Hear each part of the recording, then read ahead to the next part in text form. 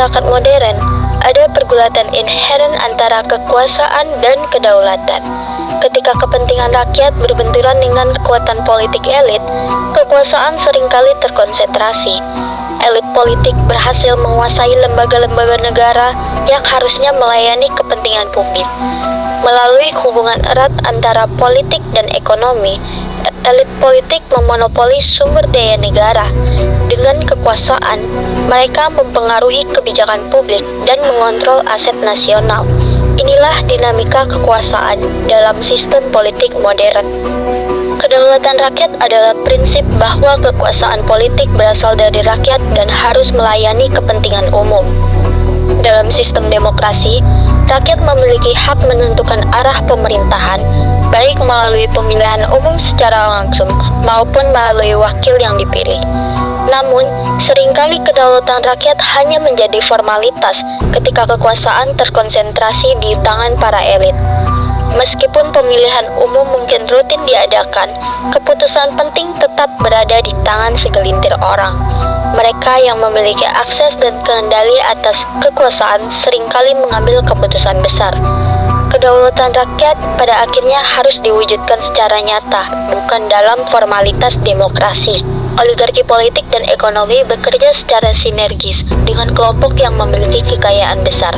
Mereka menggunakan pengaruh untuk mempengaruhi kebijakan demi keuntungan mereka.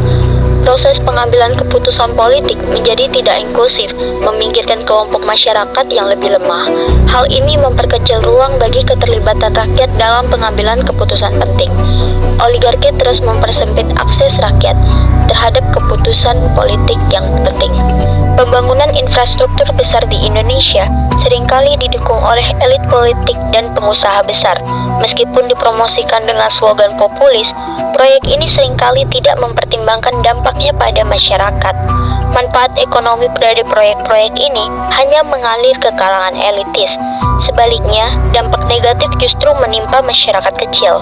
Masyarakat kecil menghadapi penggusuran, hilangnya mata pencarian, dan kerusakan lingkungan. Infrastruktur besar seringkali meninggalkan jejak ketidakadilan bagi mereka yang paling lemah. Dari perspektif kedaulatan rakyat, hal ini jelas mengurangi peran dan hak-hak rakyat dalam menentukan arah pembangunan. Kekuatan rakyat seringkali tidak cukup untuk melawan kebijakan yang sudah didikte oleh kapital dan elit politik. Namun demikian, perjuangan gerakan masyarakat sipil, LSM, dan komunitas lokal tetap berlanjut. Mereka berjuang agar hak-hak mereka diakui dalam proses politik. Gerakan ini memperjuangkan keterlibatan penuh masyarakat dalam setiap proses pembangunan. Perjuangan rakyat terus berlangsung demi kedaulatan yang nyata. Keseimbangan kekuasaan antara sentralisasi dan kedaulatan rakyat masih menjadi perdebatan. Partisipasi bukan hanya melalui pemilihan umum, tetapi juga dalam pembuatan kebijakan dan pengawasan pemerintah. Media dan teknologi digital memainkan peran penting dalam memberikan ruang bagi kebebasan berbicara. Namun, tantangan seperti disinformasi dan polarisasi politik tetap menjadi hambatan. Media sosial harus dimanfaatkan untuk mendorong partisipasi, bukan memperkuat perpecahan. Konsentrasi kekuasaan seringkali mempengaruhi media massa arus utama. Jurnalis independen sering mengajukan keberatan bahwa media besar tidak lagi netral. Media besar sering dimiliki oleh kelompok yang berafiliasi politik. Akibatnya, berita yang disampaikan lebih menguntungkan elit daripada menggambarkan realitas masyarakat. Hal ini membuat masyarakat sulit mendapatkan informasi yang benar dan membuat keputusan politik berdasarkan fakta. Gerakan sosial dari bawah seperti petani dan buruh membuktikan bahwa rakyat masih memiliki kekuatan melawan sistem yang tidak adil. Para aktivis memperjuangkan lingkungan dan hak-hak sipil, memanfaatkan media sosial dan teknologi digital untuk menyuarakan pendapat mereka. Media sosial menjadi alat penting bagi masyarakat untuk melawan narasi elit.